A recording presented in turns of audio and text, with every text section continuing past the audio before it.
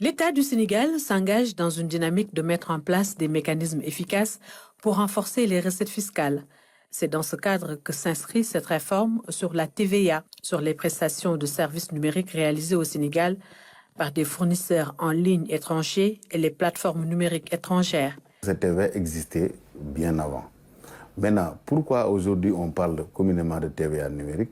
Parce que les modalités d'administration de la TVA qui s'appliquent sur les prestations numériques étaient relativement floues. Donc ce n'était pas très clair. C'est pourquoi le législateur, en vertu des dispositions de l'article 355 bis du Code général des impôts, a tout simplement clarifié les modalités d'administration de la TVA qui s'applique sur les prestations numériques, faites bien entendu par les entreprises étrangères, mais qui ont la possibilité de s'immatriculer au Sénégal ou à défaut que la TVA soit collectée par l'entreprise qui a bénéficié de la prestation et qui est établie au Sénégal. Cette mesure découle de l'arrêté numéro 03 42 69 du 21 mai 2024 du ministère des Finances et du Budget. Elle cible les prestations de services numériques telles que les offres publicitaires, la presse en ligne, l'apprentissage en ligne, entre autres. Il y a au moins une liste de 26 services. C'est des services notamment de publicité, c'est les services de streaming. Aujourd'hui, il y a beaucoup d'artistes sénégalais qui versent dans le streaming pour éviter la piraterie. C'est les services de téléchargement de musique ou autres produits, contenus du net. C'est les services également de location de solutions software. C'est les services également de cloud. C'est les services également de conservation et de traitement de données. C'est encore des services de maintenance technique, informatique à distance. Donc, tous ces services-là, le gouvernement a pris dans cet arrêté de les préciser pour dire aux Sénégalais, si vous êtes dans ce cadre contractuel, il faut nécessairement que votre répondant étranger s'accomplisse à des obligations de déclaration et de paiement. Ces entreprises concernées ont l'obligation de se déclarer pour une immatriculation au Sénégal. L'arrêté demande à ce que les Sénégalais qui entretiennent des relations d'affaires s'emploient à surveiller les déclarations qui doivent être faites par les étrangers avec lesquels ils entretiennent des relations. Donc, chaque étranger doit aller sur la plateforme proposée par la DGID et qui est sous la surveillance de la direction des grandes entreprises. Donc, en désignant la direction des grandes entreprises, on se rend compte que l'État du Sénégal considère cette affaire-là très au sérieux. Donc, il faut aller vers cette plateforme, se déclarer pour obtenir un login et un mot de passe. Si ces entreprises ne respectent pas leur obligation de déclaration ou de paiement, elles sont exposées à des sanctions. Ensuite, des sanctions fiscales, c'est-à-dire les sanctions fiscales, c'est quoi?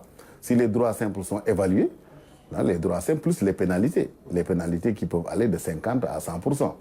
Maintenant, en sus de cela, ça peut aller jusqu'à l'interdiction d'exploitation de la plateforme sénégalaise. Ça, c'est une nouveauté. Concernant les startups sénégalais, Sambou Diouf rassure, cette TVA est en grande partie supportée par les partenaires étrangers. Je crois qu'il ne faut pas que les Sénégalais se sentent menacés, puisque l'impôt en tant que tel, cette taxe indirecte, elle est à supporter plutôt par le partenaire qui est établi hors du territoire du Sénégal. Et il faudrait également que les gens le sachent ainsi, en se conformant par rapport à la facturation, tel que cela est proposé dans l'arrêté qui est adopté par le ministère des Finances et du Budget.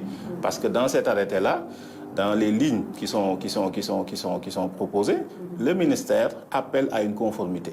La TVA, dans la rigueur des principes, est un impôt neutre. C'est-à-dire que, et ça c'est très important à dire, la TVA est un impôt neutre. Cela veut dire que normalement les assujettis qui collectent et qui supportent la TVA, il y a un mécanisme, il y a un jeu.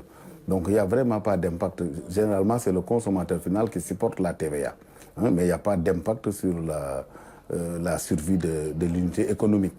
Pour assurer le suivi de l'ensemble des transactions, l'État du Sénégal doit mettre en place une stratégie de bonne gouvernance.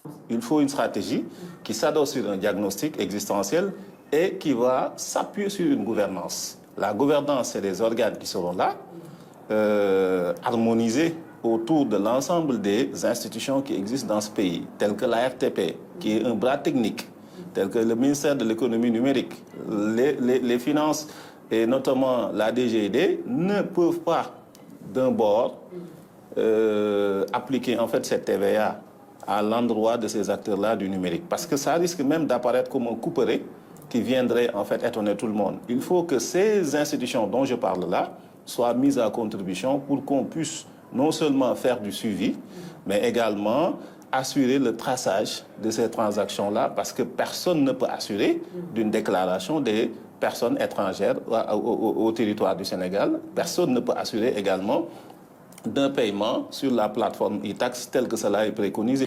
L'application de cette nouvelle réforme sur la TVA numérique risque de se heurter à certains obstacles.